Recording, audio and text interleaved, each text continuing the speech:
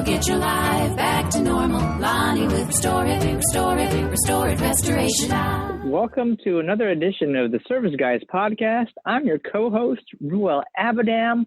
I'm the man responsible for all the technical difficulties leading up to getting this thing recorded. And on the other end of the recording is our good friend, our service professional, Lonnie Beecham. What's up, Lonnie? Ruel, hey, this finally worked. Yes, it did. I love it. I am responsible for all of the technical difficulty, by the way. Every time. I laughed at you. I actually laughed out loud earlier when you texted me like something about password, this and that. I'm like, yeah, right. Like I know. Well, you do surprise me every now and again. Like, wow, let's check you out. Yeah, that's not on my list of priorities. Yeah, I figured. Especially since you don't like the thing that I was talking about. I hate Yelp, and nobody in my area even uses Yelp. Nobody says, "Oh, let me Yelp that." Everybody Googles everything. Oh, okay, good to know. That's good to know. Yeah, it's big in some areas and not so big in other areas. Good to know. They're actually right next door to me where I'm sitting right now. Literally out. Oh, Yelp. But yeah. Behind me is a window, and behind that window is open air above a street, and then another window, which is their window. I should just yell out the window, "Hey, Lonnie hates you." No, just go outside, run up to them, and take your shoe and kick them. I'll let you choose where you kick them. But I hate those people, and they call me all the time, and man, they're just horrible people. Yeah, they call me all the time too, but I have it directed to a different phone number that sort of filters it out for me so that I can see that it's them, but I don't have to be disturbed by them. That's their MO. Do I still have you? Yeah. So you were talking guest. Yes. All right. I'm going to introduce you to one of our admins, Meagan North-Hawkes. And she's in a service business, so we'll learn a little bit about. She's not a service. Well, she's a behind-the-scenes service person. So very cool. Yeah. So instead of sending her that link, you want me to just patch her in? You could patch her. All right. Do you have any topics? I had a water damage topic. All right. Well, let's get her on the horn. Okay. And we'll wait. You can surprise both of us with your questions. So, all right. So let me switch screens here. Hide that. Add a call. All right. So bear with me. I am bearing.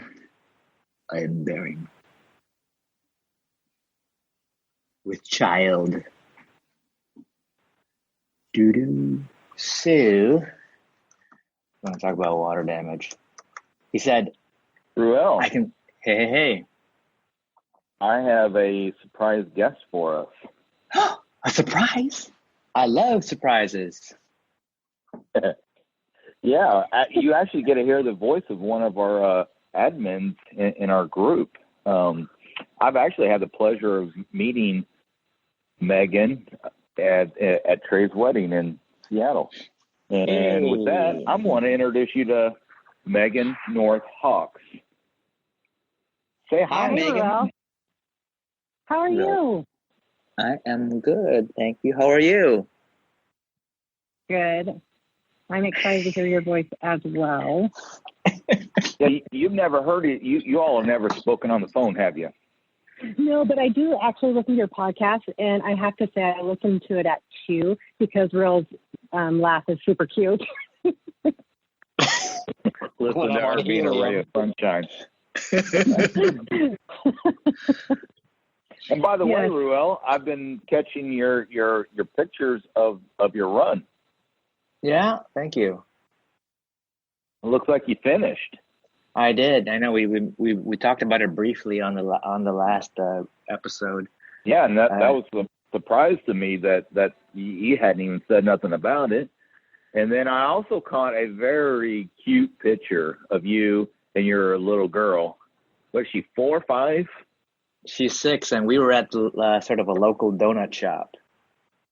Ah, Yeah. Yeah, it was nice. It was nice. yeah. I thought I'd bring Megan in since she's one of our co-admins, and we're going to grill and rake Megan over the coals. We're going to ask her all about her day. Wait. Oh yeah. And then we can talk about anything else that you have, either one of you. So, sound like a plan? Sounds Sounds like a great. plan. All right, Megan. Yes. First off, where were you at Friday, February 14th at 8 p.m.? Huh? I was pretending like I was being bad cop for a minute, grilling you and asking you for your alibis and stuff like that. So I'm trying to think I was at home. Were you really? I was sick. I actually was sick. And I stayed Oh. home all weekend. And you're in the epicenter of Corona. Do you have Corona? I do not have coronavirus, but yes, I am in the epicenter. It's a little crazy, I would say, right now around here. I think I'm going to go stock up on bacon. I don't want to be out of bacon. Megan, the reason why I thought we'd have you on is I understand a little bit that you are a service provider. You don't go into homes, but you're one of the behind the scenes people in a dental office. I am in a pediatric dental office. So this coronavirus being in kind of that epicenter of where it broke out has been pretty interesting. How so? Well, parents are calling, for one. We had a mom call out this week. She didn't want to bring her kids in because of the coronavirus. And there's probably more than 2 now in quarantine, just a hospital 5 miles away. So people are a little bit freaking out about it.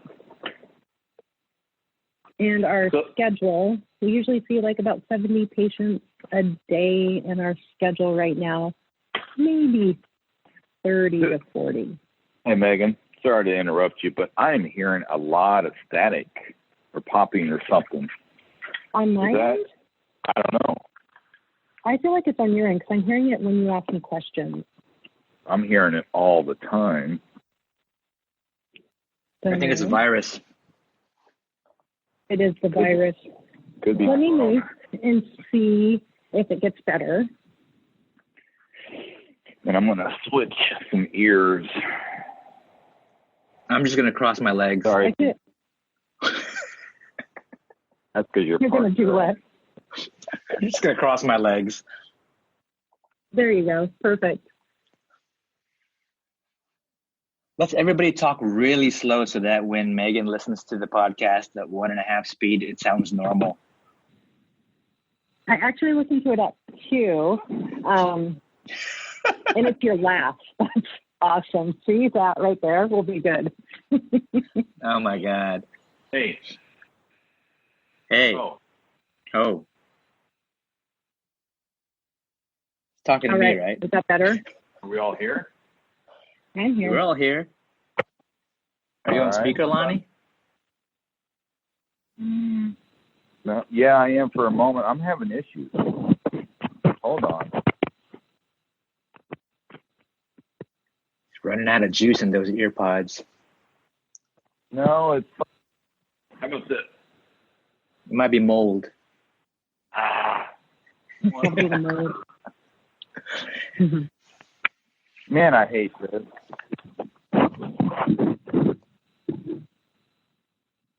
So I'm not in tune with a whole lot what's going on. So the epicenter of it all is where you're at, Meagan? Yes. So the first breakout was here. A man flew from, I think he had just gotten back from China. Yeah. And so the first breakout in the United States was here in Washington, and kind of near my area. Yeah. Okay. And then it affected a retirement center. And one of the girls that I work with, her mom's co-worker, one of the people was like, her mom died from it. And they're all in quarantine. Oh, that's awful. I'm back, and I just plugged in right when you said one of your coworkers' moms died. No. One of my coworkers' mom's coworker. Oh, okay. So, I mean, it makes it a little bit close when you know somebody who knows somebody, but yeah.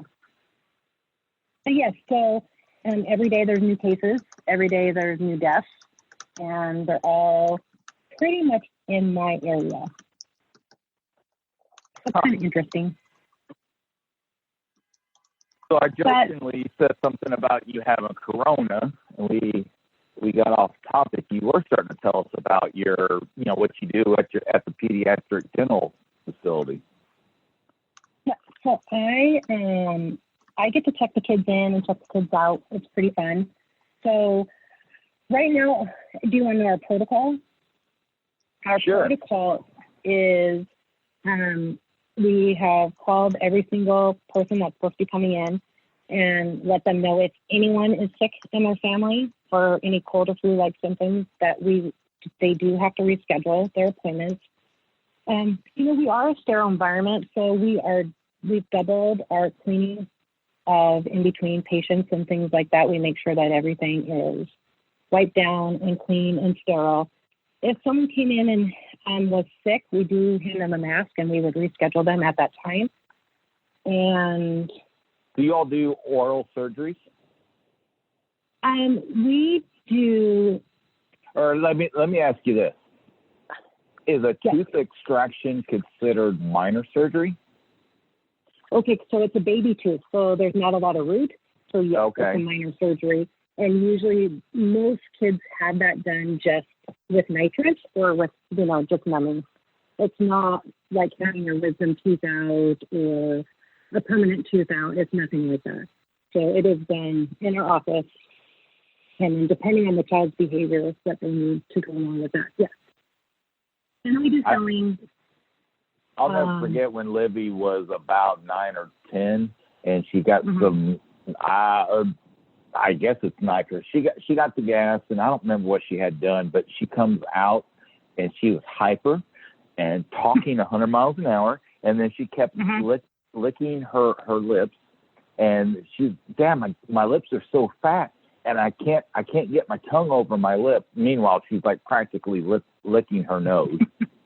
Yeah. And tongue is going everywhere, but I can't feel my tongue. And then she comes out and she's like, Dad, first thing she says, I want a Frosty. I want a Frosty. Dad, can we go get a Frosty? I want a Frosty. I'm like, where's this Frosty coming from? We don't go to Wendy's, at all. I mean, she's had probably 2 Frosties in her life, and all of a sudden she comes out of, being mildly sedated or whatever with nitrous and funny laughing gas or whatever. Is that nitrous? Yep, it's nitrous. Okay. Mm-hmm.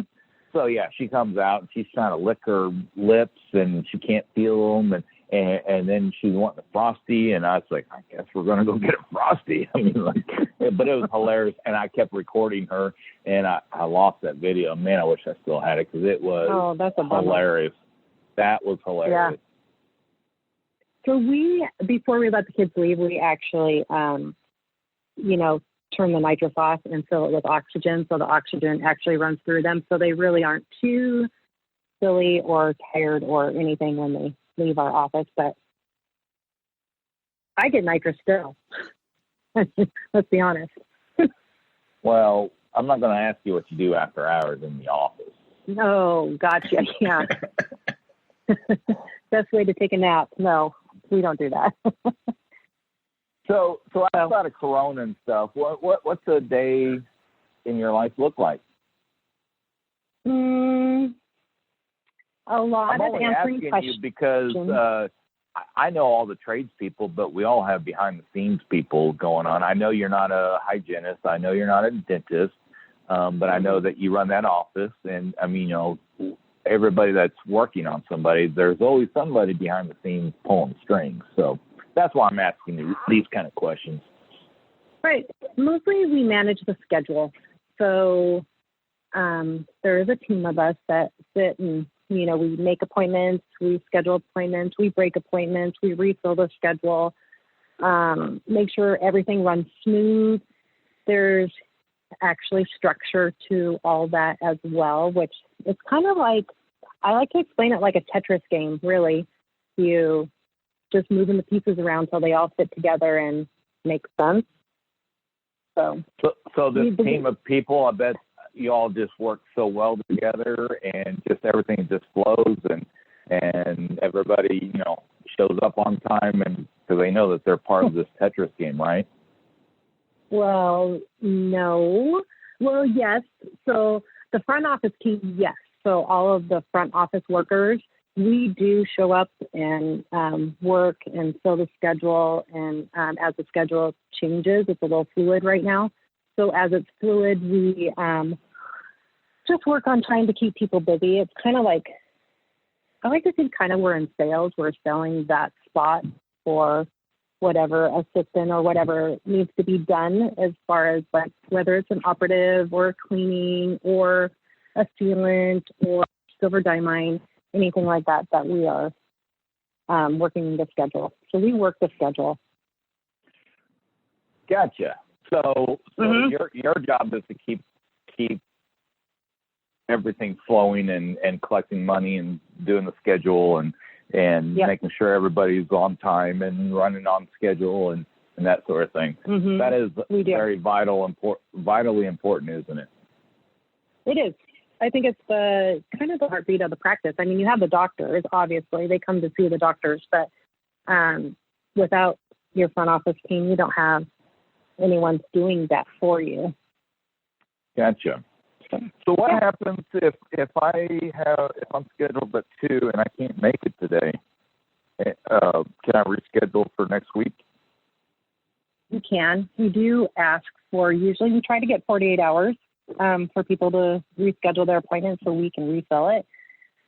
If you have, right now, we're refilling every day just because of everybody calling out right now. And we advise them to call out, really, honestly. So there's not, if you fail your appointment, we frown a little bit more on that than someone who calls in and says, hey, I can't make it today for whatever reason. But you alluded to earlier, a lot of people are calling out over this corona fear and scare and everything. So your schedule is probably really topsy-turvy. It is. I actually got to take a morning off because we didn't have any patients. So I hope that doesn't continue. I hope people know that this is just, just like a flu and with precautions. And we're taking all of our precautions. So I hope people will bring their kids in. But I understand as well as a mom that why do something, I don't know. I can see both sides. How about that? I know we're a sterile environment and we keep it clean and no one's going to get sick in our office. And we have to follow the same protocol as well. So if we are running a fever or have a cough or we can't, it's hard to breathe, then we have to call out as well and then go get checked. But other than that, we are a sterile environment. Gotcha. Yep. All right. Yeah, I've got my kids scheduled in a couple of weeks for some routine dental checkup stuff, and I haven't even thought about whether or not I should be concerned. Just gonna roll with it. Right. I don't think you should. you're going into a medical facility, so there's already regulations on how clean it has to be. So I wouldn't worry about it going into any medical facility, really. Yeah, that's good because it is rescheduling is a pain in the butt. Like you said, it's Tetris trying to make sure everything fits together on the calendar. But I've never Right. viewed the time slot as something that you guys on your end sell. You know, like the time slot is a product. But I get it. It is if you think about it as a product, it is, because you have to sell that assistant, and that block of time goes to one patient, right? So how many blocks salesman. in an hour do you have or whatever? We, right now, we're down a couple of assistants. So right now we have 6 blocks an hour, 40 minutes. So that means blocks. 6 patients an hour? 6 patients an hour. Mm-hmm. So you got a pretty busy practice. You have a few dentists. We have 3. Usually 2 work every day, so they rotate their schedule. And yeah, our practice is actually not probably the normal practice of most people. We are very busy. We usually, not right now, but we see 70 to 90 patients a day. Wow. So we are busy. Sounds like fun. it. Mm-hmm. So Megan, I got a story for you. Shoot. About 15, maybe 18 years ago, I did a fire in a commercial building, and somebody. So it was a dental office. That's why I'm the one that I worked in. But it housed, like, I think 6 different types of businesses. And there was a realtor next door, and somebody broke into that realtor's office, and they poured some sort of accelerant all over the floor. We could see the pour patterns and everything. But wow. But it was covered by insurance because, I don't know how it all totally shook out. But the glass was broken from the outside. Somebody came in, poured a bunch of, lighter fluid or gas or something. You can totally see it. A lot of stuff was ransacked and gone through, and there was a lot of stuff missing. I always suspected that the realtor wasn't quite making it, and they just made it look good. But that's neither here nor there, because if it is arson, then I don't get a job. So right next door was a dental office, and I don't know what this means, but it might tell you something. They had 8 dental rooms, and and one of the questions that the dentist was asking me, the main dentist that we were dealing with, kept asking me, "How are you going to clean my tools?" And I said, "I don't know yet," because I understood just enough that these are implements going in the mouth. I knew I didn't have that level. I mean, I could clean it obviously from soot, but to clean it and like get it ready to go back in somebody's mouth, I ended up having to sub out a specialist out of Kansas City, Missouri, 2.5, 3 hours away from me, to come in and just take anything that was going in the mouths and even the nose mask thing and stuff for the gases and stuff. They had to take anything that was going to touch the human body off site, and then they had to, we had to coordinate with their schedule versus our schedule, because we had to tear a lot of stuff out and get it, repainted and freshened up and cleaned up and get rid of the soot. And we were up in the attic, and we had to tear out a lot of burned out drywall and stuff like that. So they had a little bit of time, but yeah, apparently there is a specialist. I have learned in every field that there is always a specialist that is so niche that I don't know who they are yet, but you just start asking. Now in this Facebook world and stuff, we can find specialists a lot better. But back then we had to literally go down our Rolodex of people and start asking, who do you know that cleans dental implements? And somebody finally referred me to a cleaning specialist that would come in and do this for people. And I was like, who would have thought that was actually a thing that somebody specialized in? But they do. All things medical, not just dental, but anything surgical and, you know, that kind of stuff. So anyway, yeah, that was long time ago. So that is anyway. Usually we do have a supplier that we go through that keeps us all up to date and all of that as well. But we also, all of our any tool that goes in the mouth obviously is sterilized after each patient. So well, right. Through. So this corona thing really shouldn't be that much different in your day-to-day world than what it is already. I mean, you always have. I mean, I'm bloodborne certified and everything, so I follow universal protocols for anything blood and urine and sewage and stuff like that. I have to assume that everything that I see has the worst of the worst communicable disease. So in that regard, it's much still the same for you, right? Day to day. I mean, you always have to assume. All those bloodborne things for us is the same as you. I mean, that's the standard. So that's put out. So, yep, all that is standard. So I'm going to ask you a question, and you might need to pause to think about it. But what is one thing that you wish more people understood when they were calling their dental office? Just a lay person calling your office and stuff. What's something that most people take for granted or don't realize or don't understand? This might sound a little snotty. I don't know. But that it is taking your child out of school is an excused absence. Regardless, that's, I think, the thing that we deal with the most is people not wanting to pull their children from school.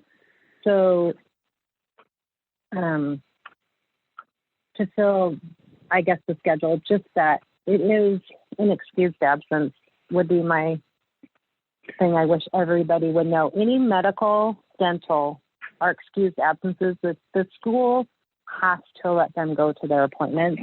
And the school also has a system set up that if missed homework or anything like that, that they can get that now pretty much just online.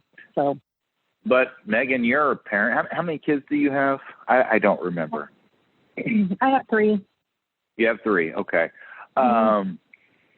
But sometimes if the parents work, I mean, you're in a metropolitan area. What if sometimes during, that 10 o'clock hour you're trying to fill, the kid gets excused, but the parents don't always have all the time built up. I mean, it could literally, a 40-minute visit at the dentist could cost the parents, I don't know, 2.5 hours of drive time and all that stuff. I mean, does that make sense? True. It does make sense. I feel like I'm maybe in a little bit different area. A lot of the moms are home, and a lot of the moms do actually bring their kids in the area that I work in. So you mean a lot of stay-at-home moms? A lot of stay-at-home moms. And so I do hear what you're saying. There are the working parents as well.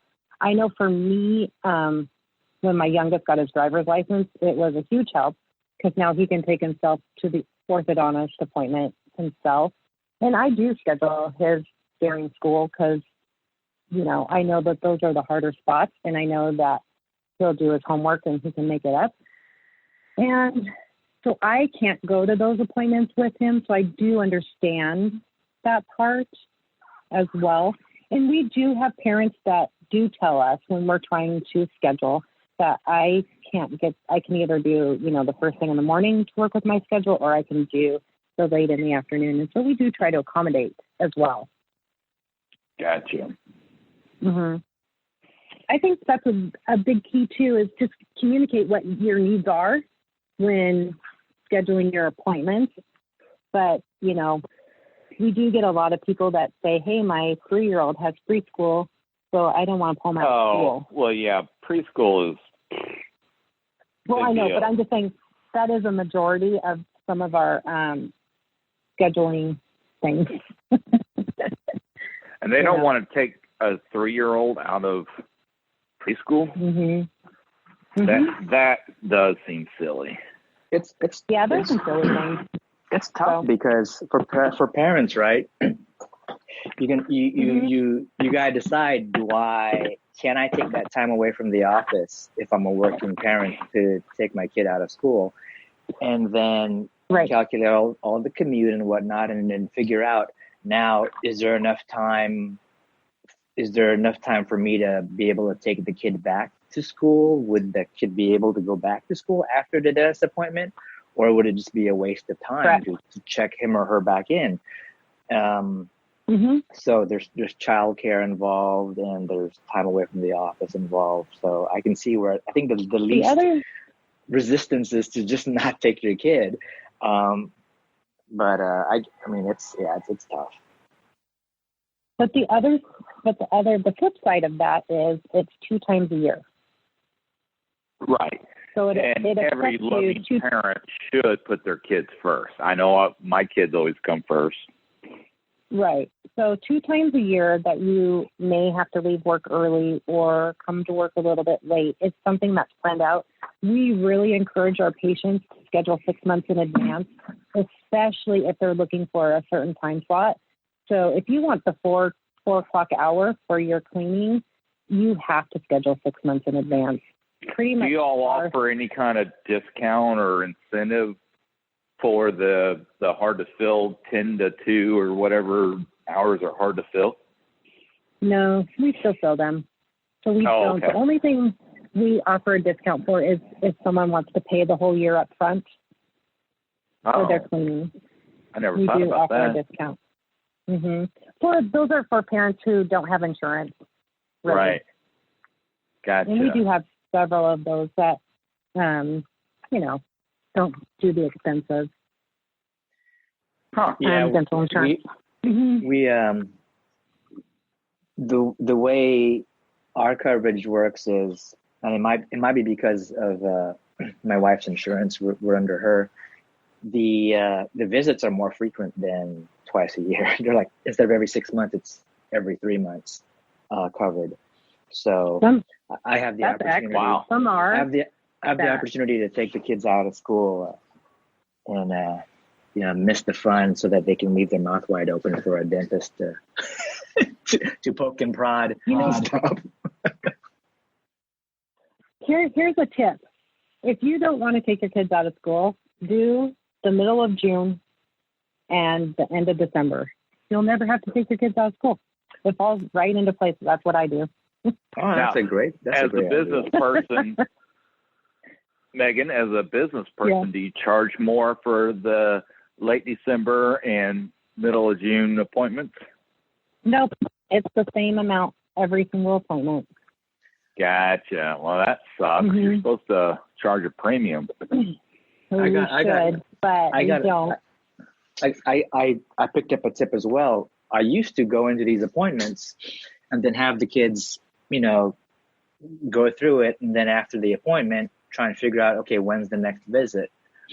And and a lot of times it can be tough to find a decent slot to work to fit in, on your calendar. So, the tip was book the next one, get what you can get, but as well book the next one after that ahead of time, so that you can get that next one on a calendar that best suits you. So you're basically doing the next, you're basically so you're doing a whole year in advance.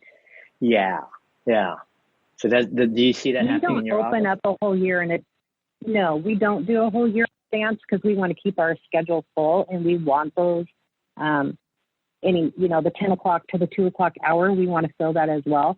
So we do not do that. We only keep 6 months in advance. And, because we want to fill the whole schedule. We don't want a whole schedule. Because if you open up 7 months, 8 months. Everybody's only taking those before school, after school appointments, and then you're scrambling to fill the middle.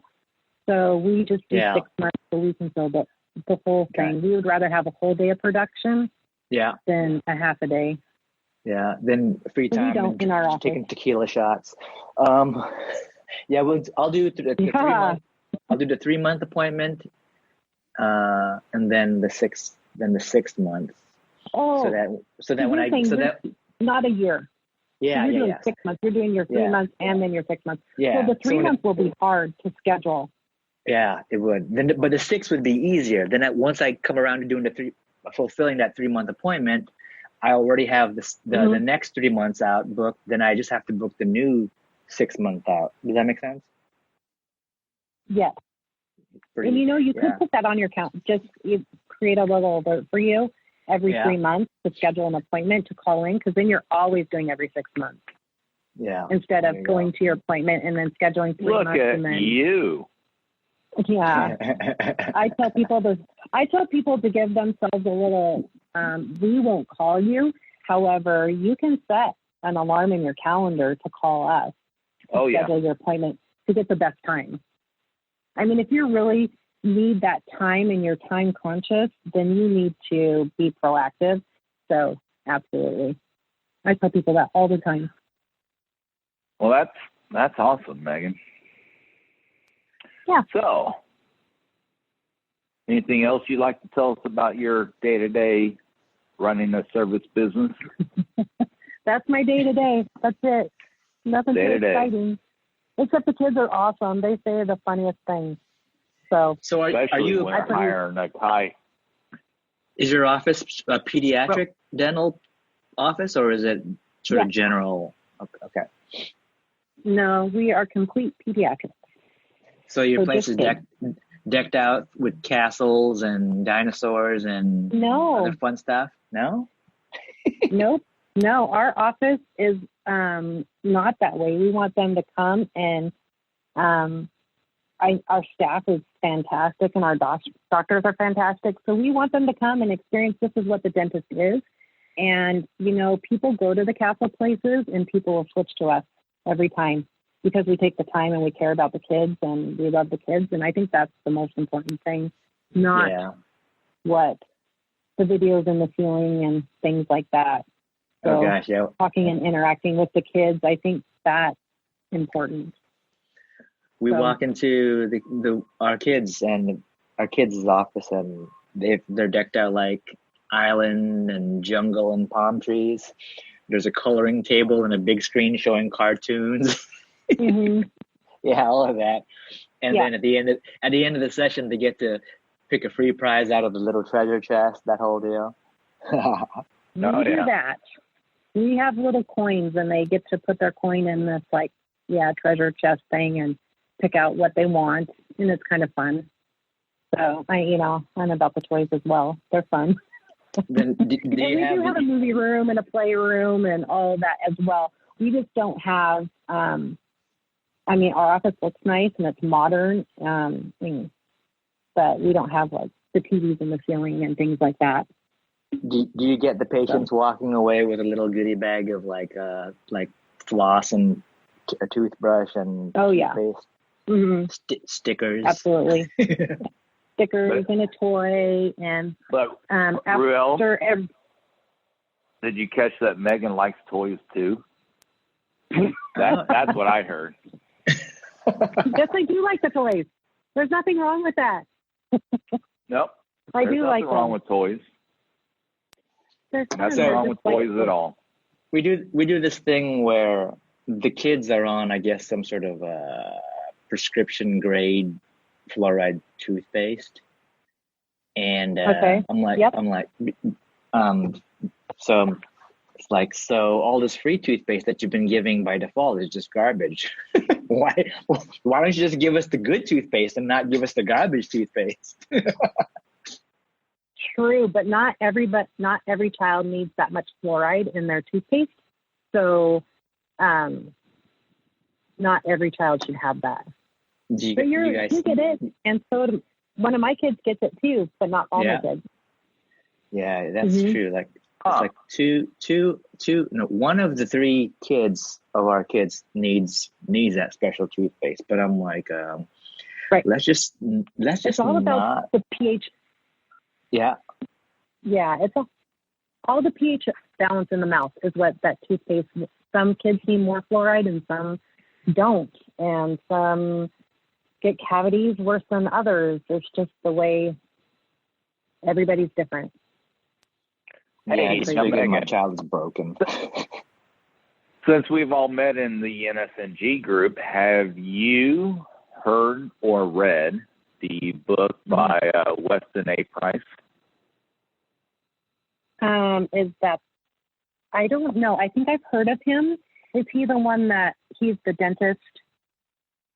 Back in the 1920s or early right. 1900s, was going around and discovered that people that ate a lot of sugar and grains had more cavities, obviously, and they also had more dental caries, which is a term I heard, but I don't know what it means. They've had more jaw problems, mouth, or the shapes of their mouths that eat a lot of sugar and grains are a lot different than the people that were, third world countries are eating their original diet that they've done for centuries and millennia. And the people in, middle of Africa, I don't know where all he went, but they didn't have cavities. They didn't have a toothbrush or toothpaste or nothing, but they also didn't have cavities, and they didn't have plaque, and they didn't have, all the stuff that we all have. Have you read that book? Or didn't they bite on sticks? I mean, it's kind of how they clean their teeth. I don't know. I haven't read the book. I haven't read the book, but I have heard about the study, and I have read little articles by him here and there. And yes, I think our diet has a lot to do with it. Even if you look in the NSNG group, there's people that say that their dental caries, which is a cavity, that's what a dental carie is, have gotten better, or they've eaten this way and their nothing's gotten worse. They've eaten this way. I'll tell you too. A lot of people say that their gums were receding and now they're not. Yes. They're actually growing back. So when you go to the dentist and they're counting, they're like 3, 2, 1, 5, 4. Yeah. So I know for me personally, this is just personal experience.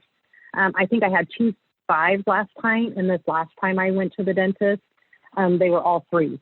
So it is getting better. That jaw structure is getting better. They question me like, what am I doing? Because that never happens to people. And I'm just like, hey, I don't eat any sugar or grains. It's got to be that. So, and there are people that will say, just like their eyes too, their eyes are getting better. Not mine, but their eyes are getting better, and their teeth are getting better because it's all bone structure, really. And if you're not feeding it the junk, I do think your body is an amazing thing, and it will heal itself. Repair. And I think it heals. Yeah, it heals all areas, not just, all the main things. When you're hiring someone to clean your carpets, you're probably assuming that they're using better equipment and better cleaning solutions than you would. Unfortunately, this is not always the case. Their equipment should heat the water to 200 degrees to ensure that your carpets are not only clean, but disinfected. Next time you hire someone to clean your carpet or tile, ask them how hot their water gets. If they don't know or it's less than 200 degrees, send them back and call me, Lonnie Beecham, with Restore It Restoration. I'll get your carpets done right and your life back to normal. So but I've experienced that as well. That is awesome. I'm going to switch gears on everybody. Sweet. Megan and Ruel. Ruel, you said something. You had a water damage question for me. I'm going to ask first, Megan. Mm-hmm. Now that we're on the horn, we do chat. We're all 3 admins of this NSNG group, so we do chat on text or messenger or whatever all the time. But while I have you on the horn, do you have any water damage, mold, type questions for me. I do have one. I listened to your guys' podcast. It wasn't last week, so I think it was. You're that one. You're that one that listens. I told you I love to hear Ruel laugh, so I do listen. But I listened to one. I think it was 2 weeks ago, and you talked about the new houses, and I was actually intrigued by it. You said something that people go in, they buy these new houses, and they're airtight, and they turn on the heater or the air conditioner, and it can produce mold. So how would a new homeowner not get mold? How do you fight that? Let me think I was talking about. Yeah. What was I talking about? Like it being so tight that the fireplace wouldn't light and run efficiently and stuff and like then that. like air doesn't like move, or man, I wish I would have listened to it before you asked me the question, because I thought, man, you should do a new homeowner series because there's so many things that I don't know. Well, I do know that I know I think I recall what I was talking about. It was a mold job. It was a mold job, and it was a new house. But it was a new house, and I think it. Well, and it was in the air vac system, and you put the picture. I think Ruel put the picture somewhere. Instagram, I maybe saw it on my Instagram. So I've always said that I do more mold work in new houses than old houses. So I don't exactly recall. I do remember the picture I sent Ruel that he apparently put on Instagram, because I don't do Instagram. I guess I have it, but I don't do it. You know what I mean? So, yeah, in these new houses, the wrap's so tight, they build them, they're doing a lot of caulking now, and then they put that outdoor wrap on it so that water doesn't get in while they're building the house. A lot of people are still doing the visqueen, plastic basically on the stud walls, on the exterior walls. Some people are still putting a rain proof. I mean, it is very thick plastic on the exterior before they put the siding or brick or whatever their exterior is. And then some builders are still thinking they're going to be super duper, builder contractor guy, and they'll still put a vapor barrier visqueen inside. And so they make them so airtight that just your daily breathing, bathing, cooking, showers, all of the toilet, every time you flush the toilet, there's a little bit of moisture that comes up out of that. They make them so airtight that all that moisture gets trapped in the house and it doesn't get out. So what would your a person do to... Well, your old 60, 80-year-old, 100-year-old houses, just they breathe. I mean, I live in a 70, 80-year-old house, and I don't even have in any insulation in my walls whatsoever. And I can sit in a chair and feel the draft in the winter. I just feel it.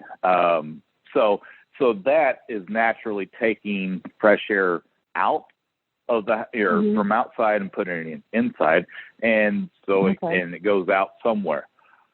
So, how to prevent all this? So that's a double-edged sword. When you make the house so airtight, nothing escapes, being your AC or your heat or anything like that, right? Right. So, and our systems have gotten so energy efficient that, I mean, you can turn the AC on at, in July and put it down to 65 and it'll cool it really fast, but then they don't actually run long enough to actually pull the natural moisture from outside every time you open the garage door, the front door, the back door, whatever. It doesn't pull any of that moisture out of the air, but it gets it down to 65 really fast. I always tell people, if you're building a new house, invest in a they call it a fresh air exchange, and it brings air in from outside. It does run it through a filter, and so you're not pulling 20-degree air in the winter into your 70-degree house, because you don't want those wide temperature swings. That's what causes condensation in the house. Gotcha. Okay. But this brings it in, and it filters air, but yet it pushes it into the house. I literally had a lady tell me that I think this is the one you're talking about, where, it's a newer 5-8-year-old house, and their house is so airtight that they can't even light a fireplace without their window or something being cracked, because you have to have airflow in to create a fire, that sort of thing. So, I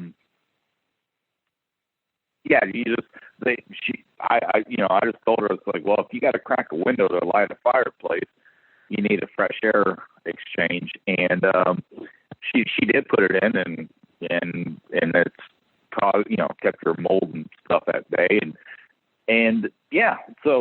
These new houses they need to be tight, because you don't want to, or people don't want to just crank their AC or their heat on and just let the heat go through the roof, or let the AC go out through the baseboards. But just some due diligence, add another $1,500 to your new build, and you can have a fresh air machine put in and take care of all that. You always have fresh air from outside coming in, and then it also pumps it out. It sucks it out through the lowest level. So in my neighborhood, everybody tends to have a basement. So like in this particular house that I'm thinking of, it came in on their main level, and, fresh air was coming in, and then it sucks the air out through the basement, all through a filter system. So did that answer your question, or did I ramble? Yep. Nope. It answered my question. Gotcha. So, yep. Yeah, it sounded like the newer houses are how did you say, they're wrapped so tight, or they're like hyper insulated and sealed, so that right. At least and around the spray foam stuff, and when you put spray foam in a wall cavity, I now carry acetone on the truck. So the first thing, if I have to take your drywall out and I see spray foam, then I'm like, oh, scrape. We scrape out what we can, get it as clean as we can, and then we take acetone. Megan, you've probably used acetone to take nail polish off your fingernails at least once in your life. Absolutely, yep. Yeah, and if you have a daughter, she has too. Well, we utilize the same stuff, but we put it on a rag. Actually, I get it in a spray can, and I just spray the inside of the wall, and it'll eat the rest of that residue off, because I can't dry anything through spray foam. I mean, it's a very good product, but man, does it that adds to the air tightness of the building big time. So it's like I'm thinking part of the reason folks want things to be so tight is to have, energy efficiency and things of that nature, and so if that's true, then they're trading energy efficiency for a higher risk of mold. Yeah, and they do that inadvertently. I mean, I get it. My house, I told you, is 70, 80 years old. That first year, they wouldn't let us go on budget billing until we've had like 6 or 8 months or something of a track record history. Well, man, I'll never forget getting in the wintertime, I got like a $1,200 heating bill. I'm like, what on earth? And that first year, I got a little bit behind. And then, as soon as we got on budget billing, I was like, wow, let's do that, because I can budget in my energy for heating and cooling and everything year round. I just pay like $275 a month just to heat and cool my house. and run electricity. And so it just, averages out the highs and lows. But, yeah, so I get why people want, if they're going to crank on their heater, they want to keep their heat in the house. Totally get that. But there's always a trade-off in life. Nothing is free. Nothing is free. We're not going to get political or nothing, but nothing is free. Nothing? Nothing. Okay. That extra oxygen you guys pump into the patients who have the nitrous, that doesn't cost. That costs something. Right. I know exactly what we charge for that extra oxygen that we pump into people. You know what that costs? No, not the oxygen. I do know what the nitrous costs. Yes. Gotcha. That we pump into people. Yes. And I'm sorry, Ruel. I think I cut you off. You were starting to say something a second ago. Not really. Oh, okay. Nothing really.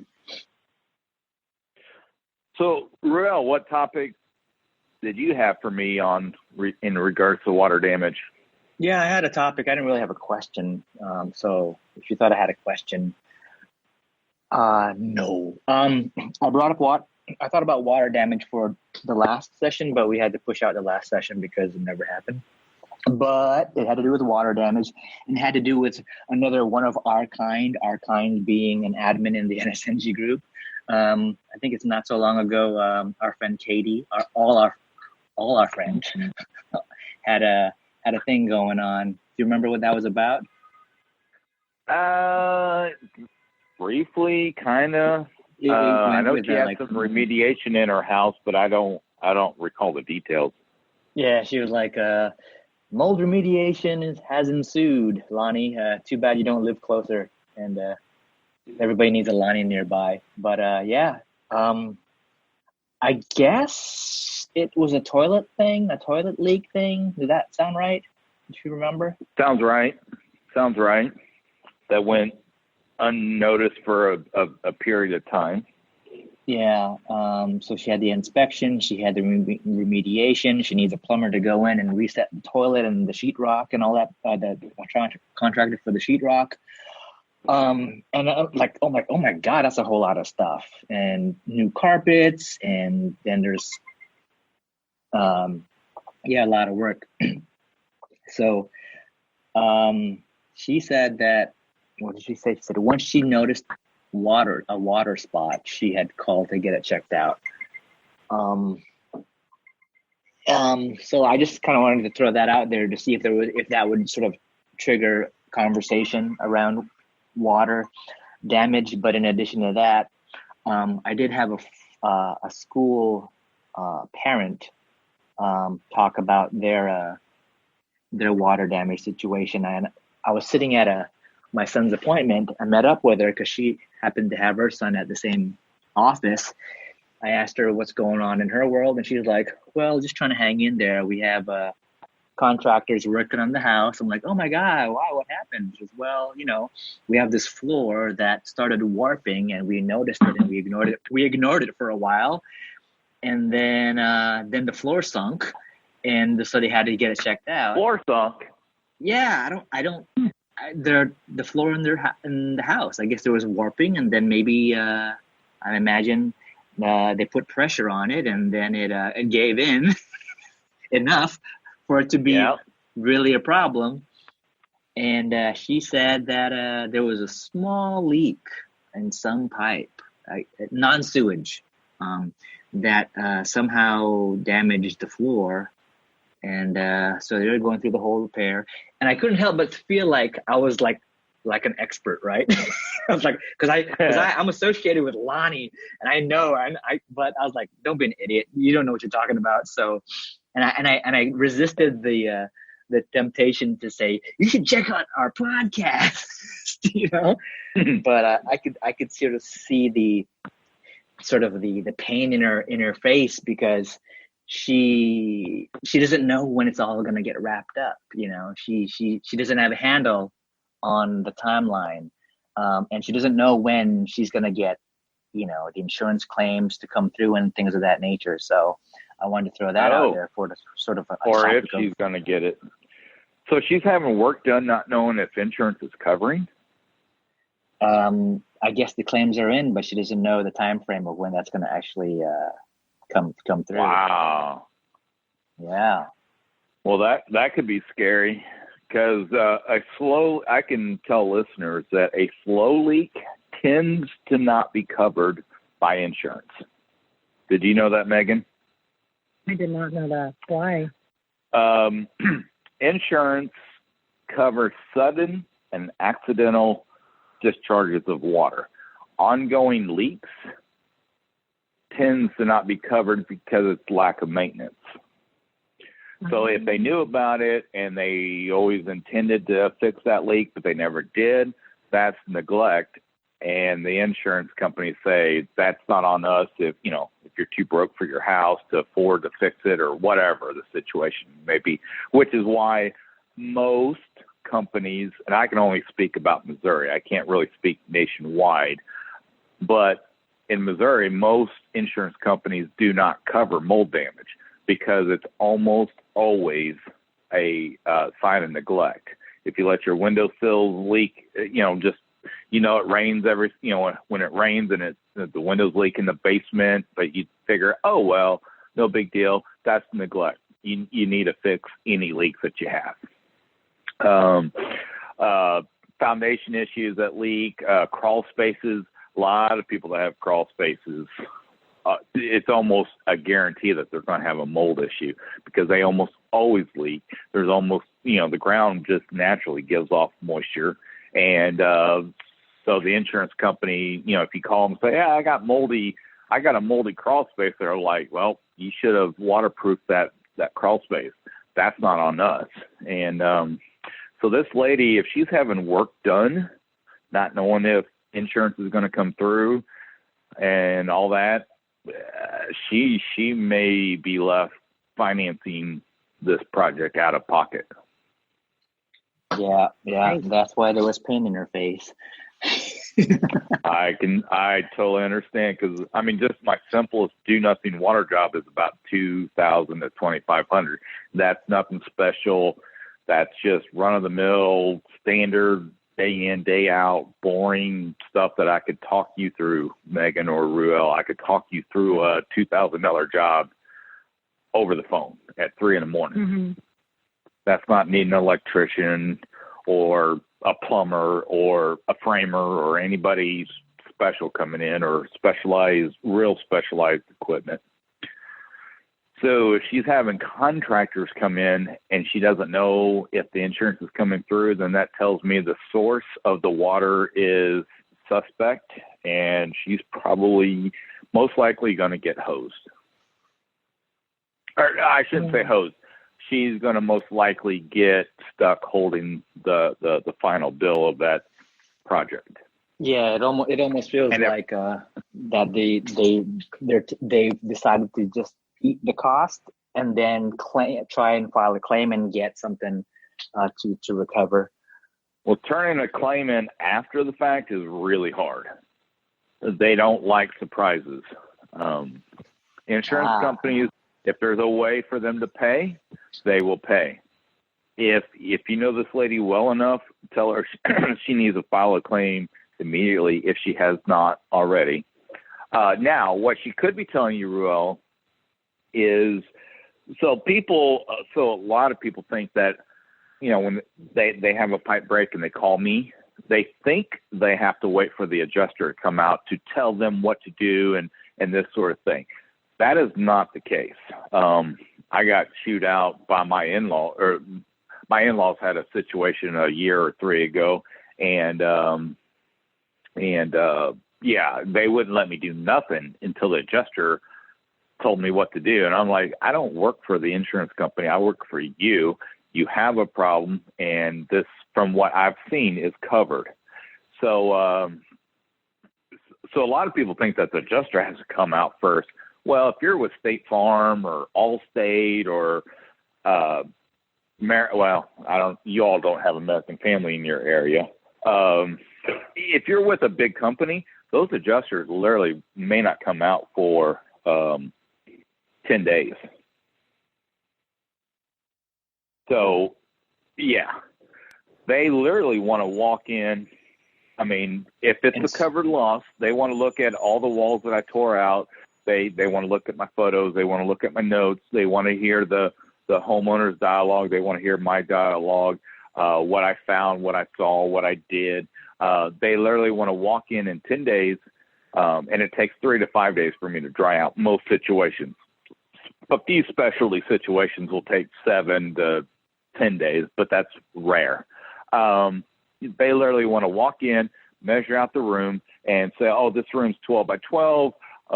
Restore Restoration took out all the sheetrock, and it's so much a square foot, and boom, here's your check. They want to blow and go and write a check and move on. So if she's waiting on the adjuster to come out, that's what it could be. But if they haven't even filed a claim and then they're doing all this and they think they're going to submit it, that will not work. All right. So yeah, it's funny. Leading up to this topic, I was digging up some notes, and you'd already started talking about something that I took a note of. It was gradual water damage, like pipes leaking over time, seepage coming from cracks, or deteriorating parts of the roof are usually not covered by insurance. Yep. Yeah. So Every what time. is covered? It's I have this graphic. It says flood, and you mentioned sudden or accidental discharge, sewer backup and overflow, and storm-related water damage. Are you reading your own policy? No, I'm reading a little graphic that I took note of. Well, I can correct the sewer backup. You have to have in Missouri at least, you have to have a specific rider to cover that. And if you don't have it, right, basically. And it literally adds $30 to like $80 a year, not a month, just like $30 a year. If you don't have it, add it, because a sewer backup starts at about $6,000. So if you also, let's say you do have that rider. Megan, do you have that rider? Do you know? I don't know. I'll have to check. Well, if you do have that rider, most companies will only initially give you a $5,000 cap. Well, if my average bill in Missouri, at least, is $6,000, and you got a $5,000 cap, and they always hold that $1,000 or $2,000 deductible or whatever your deductible is out of that, you could literally go from a $5,000 cap.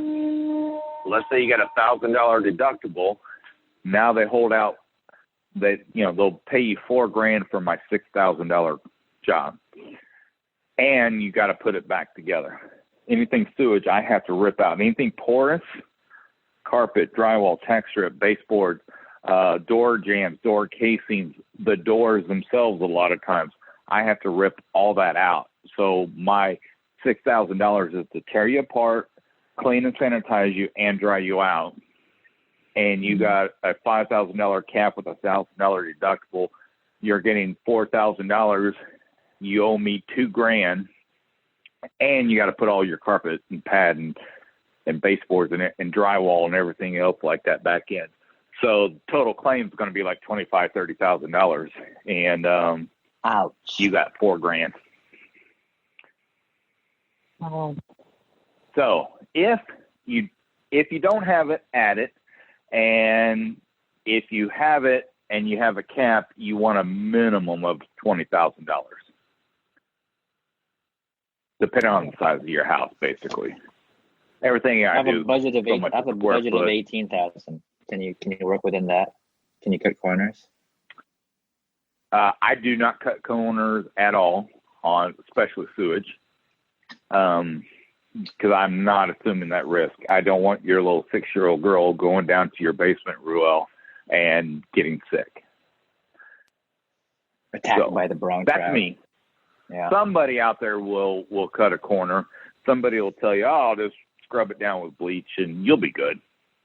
And that's not, I never use bleach on a job, ever.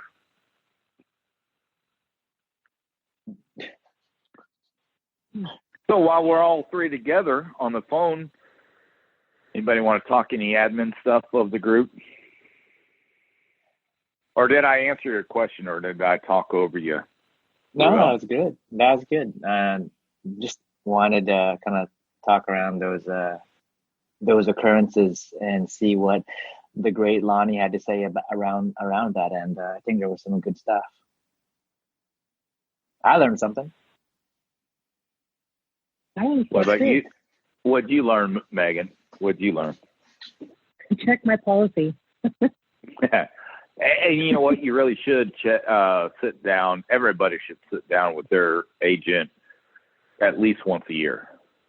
People don't think about stuff. Fur coats aren't a big thing anymore, but like your diamond rings, believe it or not, can't be covered by homeowners insurance, but it needs to be on a rider. If you have a big special something, big TV, anything they say, anything over $2,000 to replace needs to be itemized. So if you've got some, I don't know, $8,000 surround sound system, something other, sit down with your agent and tell them what you have. If you have one of those, $20,000 mink coat things or whatever, you should have that itemized. Right. Anything special, if you got a good agent, they should be calling you. And I know it sounds boring. I don't want to go talk to that person, but really kind of tell them what you got, what you have, what you do, that sort of thing. Mm-hmm. I had years ago, I had a roof claim on my own house. And at the time, I was one of those rebels.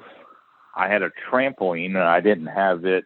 Even if you have a trampoline, you're supposed to pay an extra premium for that because they say it's not if, it's when somebody gets hurt. We've all seen America's Funniest Home Videos. Every one of them has a trampoline episode, right? So I said, well, we just had, a lot of our shingles blow off and I'm turning this in. My wife says, okay. And I said, but before I do, this trampoline's disappearing because they will drop us for not having that listed on our coverage. So something as simple as a child's trampoline in the backyard really needs to be discussed and talked about, and like what that look like. Because, if somebody crawls into your backyard and jumps on your trampoline when you're not home and they get hurt, you can be sued. Yep. Well, I have no admin stuff to talk about, but I do have a question about what you guys had to eat today. I've had 12 cups of coffee, and that's it. Oh, my word, 12 cups of coffee. And it's Benny's pea berry coffee, too. Oh, I got to make that honey process. I can do it today. Did you finally get some? I did. I got it a couple days ago, and I was going to take it to work because I actually have an espresso, and that's what I make at home. But aren't you highfalutin? Well, it's just funny. But anyway, so I did buy it, and I need to make it, but I only have a pour-over, Chemex thing, and I don't really know how to use it, so I have to figure it out and try this honey processed coffee that everybody says is fantastic. It is. Have you had it, Ruel? Yeah, I did a while back when when they were mailing out all the samples. Yeah, they were sending them out in like big old Ziploc bulk portions, and I quickly went through it all. Did you like it? Oh yeah, I loved them. I liked all. It was we had the athletic, we had the honey, and then what was the other one? There was three House. So they're all lovely and gone really fast. I hear the double French is good, so I think I'll order that next time. Well, I still have to try this, but I will. I'll do that today. For me, I had eggs today. Obviously, I've had coffee, but I had eggs, and then I make my Nana's sausage, like marinara sauce, and put that in my eggs. And let me tell you, it's delicious. So that's what I ate today. Guess what I'm doing tonight, Ruel? That's between you and that special some hand. Oh, it's a whole family ordeal. My wife's grandmother is turning 90 soon, but we're having her 90th birthday party tonight, and it's a surprise. Nice. Wow, Yeah. Don't scare her too much. Gee, she's 90. Yeah, Like, surprise. Everybody whisper, surprise. and it's in the basement of some place that I'm not real hip on where we're going, but whatever. That's neither here nor there. Very cool. Well, I haven't eaten anything. All right. I've just had coffee. I did have a teaspoon of collagen in my coffee this morning just to see what it would do for me. But yeah, that's pretty much all. Did it do anything for you? It didn't. But I did notice that I wasn't in nutritional ketosis when I did my measurements this morning. So I need to make some changes. I've just been enjoying too many fun foods.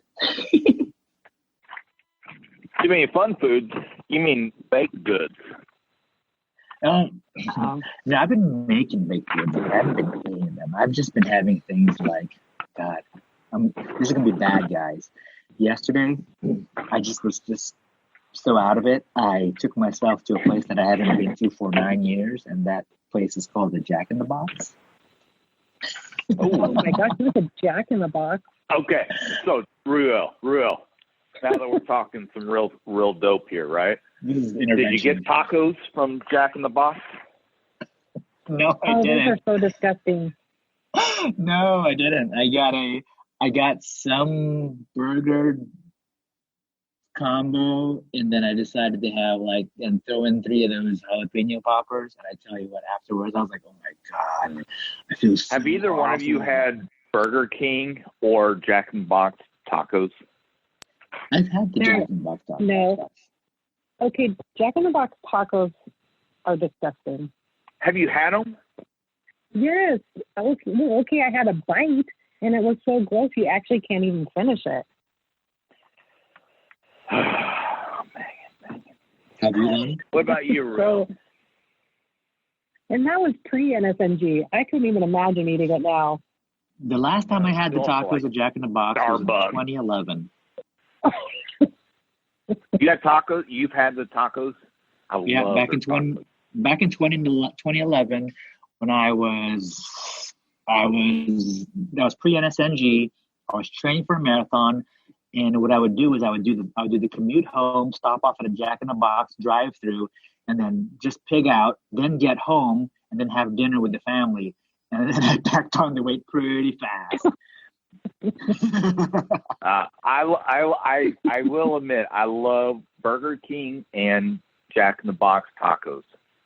They are delicious, but it's kind of like, hey, do either one of you have a what's that place called? White Castle. Do you all have White Castles? No. Have you heard of White Castles? I've seen. I've had actually White Castle before. Well, you talked over each other. You go first, Megan. What? I tried it not that long ago. Year and a half ago or so. Yeah. Did you love it or hate it? Hate it.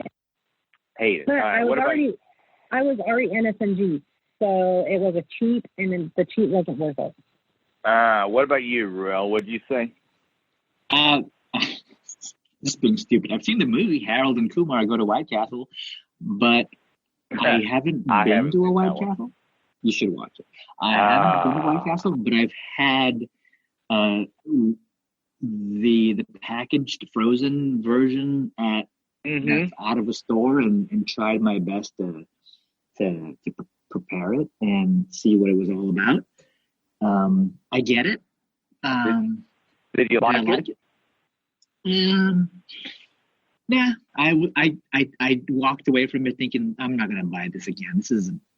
This didn't do anything for me. I can't be friends with either one of you because I love Burger King and Jack in the Box tacos. They're the same. I swear they come from the same place. I love those, and I love a White Castle. If I can sit down and eat 20 of those little sliders, I will do that today, right now. I love White Castle and those tacos, but I also know that they are a very love-hate thing. Both of them. You either love them or you hate them. Well, So I get you all are in the Castle. hate category. No, I get White Castle because if I had gotten them from a restaurant, it would have been a different experience because I could see the ingredients. I could see its makeup off of the frozen version. It's got the patty. It's got the onions. Well, the frozen ones they're not as good, but they're pretty close. So if you don't like the frozen now, the grocery store freezer, you probably won't like the fresh ones. Well, but man, they cook them in their own grease and those little tiny onions and oh man. Yeah.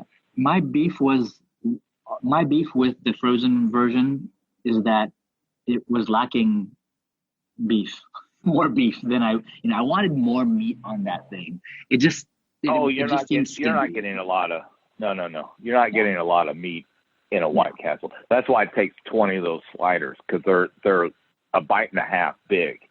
Yeah, they're hors d'oeuvres. That's what they are. That makes sense. They're When finger was the last food. time you had a taco? Me? Okay. Yeah, you. Oh, I don't. I don't know. Okay. But Okay. but if somebody walked in right now with some Burger King or Jack in the Box tacos or White Castle, yeah, that's going to go down. I could do right Burger now. King. I could do Burger King, but my ass can't do Burger King because when I enjoy a Burger King, at the end of it all, on since we're the Service Guys podcast and we do talk about sewage, it's like I like a bad situation on the tail end, if you know what I mean. Oh, now it's like the homeless. I can tell you, homeless children in my back end, and yeah. Anyways, I can tell you that my intestinal tract doesn't agree with the White Castle experience, but man, they taste so good it's worth the pain in the bathroom. Man, I love them. I hate you, but I love you, Burger King. Love hate, right? Yeah, so we now have we do have a White Castle like 30-40 minutes up the road, and it's been a long. I mean, I went there one time when they were new. I was like, I gotta have them. Man, I don't know how long they've been there, but I would only do White Castle. For me, it was such a treat that I would only do them if I was staying in a hotel in St. Louis, because prior to them moving to Columbia, Missouri, they were only in the St. Louis area, and I haven't stayed in the hotel in St. Louis very many times. So that's how rare White Castles are for me. You do not want to eat them on a road trip back from St. Louis, because you will be finding the next truck stop. And I personally don't want to take a poop at a truck stop, but they are good. You sound like you're talking from experience. Yes, I have. Yes. So now we're devolving down to poop talk. So yes. So Ruel, have we? Ruel's a poop master. He is. He likes all the poop 30 and poop jokes and. I know. I've been thinking about writing a poop book, but I've got an outline in the works, but everybody else has done a poop book. You should do a poop book. Actually, I was thinking we should bring back the poop 30. Again? Nobody got it. That only went over once in like 2014. Yeah. Just because you don't play on it, me and Ruel do. Yeah, this day and age, well, no one's really fascinated by poop these days. I don't know what's wrong. was it like a millennial thing? The group dynamics have changed drastically. We need to trash up our group a little bit. I was thinking about that the other day. Yeah, it almost feels like,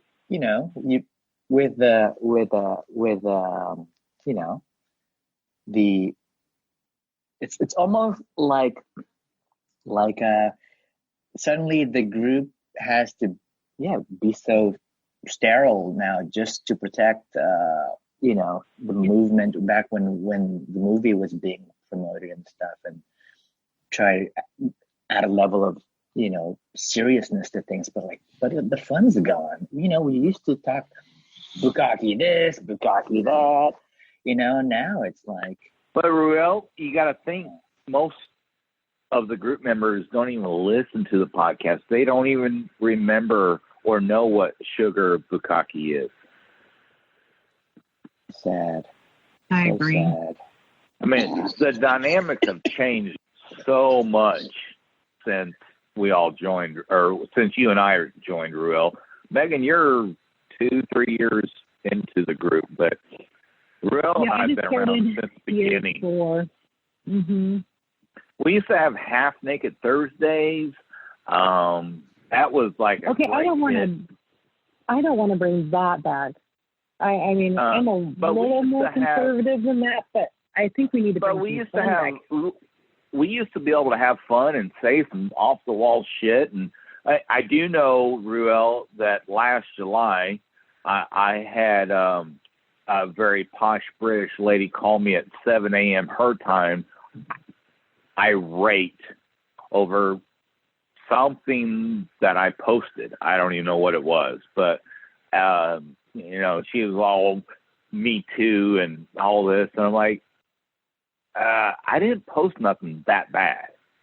I didn't post anything that hasn't been posted a billion times before, but because I was the face and the name of, admin and this and that, oh man, it was quite hilarious to hear a very British posh accent saying a lot of vulgar words, telling me not to put, stuff out there. It's like, what? Anyway. All right. So, that kind of put the kibosh on some of that. But I agree. We need to put back bring back some of those. In fact, I think I'm going to post something today or tomorrow, probably tomorrow. I'm going to post something to kind of bring back some fun. There was something you all going to back me up? There was something like 5 years ago, I think. There was some epic thread around, I think, masturbation or something. And it got so much hits so fast. Okay. It did what so fast?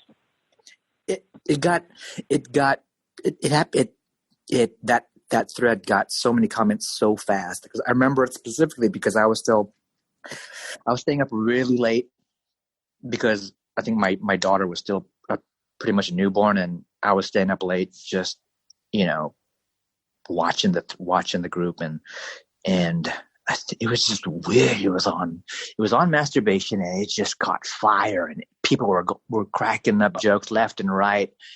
But it almost felt kind of sleazy that at some point I think it just had to just go.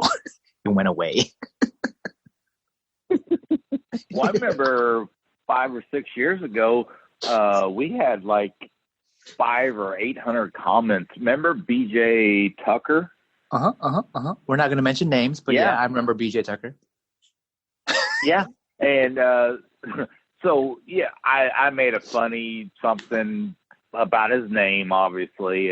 And like within no time, it jumped out there to hundreds of comments. And then it turned into just tagging. Everybody was just tagging BJ and BJ. Any comment about that was tagging BJ. I mean, we used to have a lot of fun around that. I don't know of anybody named BJ in the group. Maybe we should look that up. I'm gonna look right now. That would be kind of funny. Yeah, we should do that. Meagan, you should do that. That's your assignment. find a BJ in our group and just randomly we actually tag have a them. lot of them. Oh, we do? All right. Then Mm-hmm. you pick There's out 4. one and... There's 4 BJs in our group. There you go. Recognize. I think I'm friends with him. Well, if you're friends with him, he's it. This guy's Make it. it No, I'm funny. not, but I do recognize him. Well, hey, Ruel and Megan. Hey. I need to switch some gears, and I need to make some stuff happen. All right. So I Hey, need to thanks for including me. let you go. This is fun, Megan. You should be a regular. It was fun. I can't wait to hear your laugh when I get to hear it back. And you were telling me you were nervous, Megan. I know I was. Because this is a serious podcast. But thanks for including me. Okay. Thank I know, you. right? Thank you. Bye, guys. Well, that's a wrap. I got to move on, so I can't talk to either one of you after recording turns off. But all right. But it's been fun. Good Yeah. catching up with you, Megan. Good to finally hear your voice again. She's gone. Nope. Wow. Okay. It's a wrap. Okay. Well, that's a wrap. I do got to roll, man. All right. Bye. See ya. Bye. Do do da da. Do do da da. Go get your life back to normal. Lonnie with Restore It Restoration. This has been another Coffee with Heavy Cream production.